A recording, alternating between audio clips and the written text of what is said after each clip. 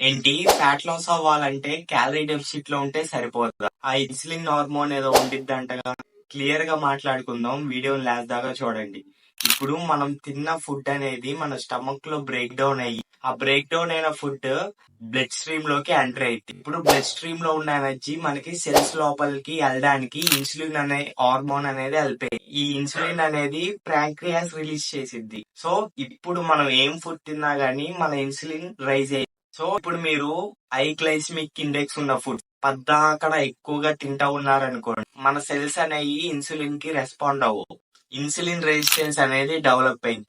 దాంతో పాటు మీరు ఫిజికల్ గా యాక్టివ్ గా లేరు, మజిల్స్ వర్క్ లో లేవు, మన సెల్స్ అనేవి ఇన్సులిన్ కి రెస్పాండ్ అవ్వవు. సో బ్లడ్ లోనే గ్లూకోజ్ అనేది తిరుగుతా ఉండిద్ది. ఇన్సులిన్ కి రెస్పాండ్ అవ్వక సెల్స్ లోకి వెళ్ళక, ఫిజికల్ గా యాక్టివ్ గా లేకపోవటం వల్ల, ఎక్కువగా ఫుడ్ ని తీసుకోవటం వల్ల, హై గ్లైసిమిక్ ఇండెక్స్ ఉన్న ఫుడ్స్ లైక్ షుగర్, మైదా, ఇలా ఎక్కువ జంక్ ప్రాసెస్ ఫుడ్ ని ఎక్కువగా తీసుకోవటం వల్ల ఇన్సులిన్ రెసిస్టెన్స్ అనేది వచ్చింది.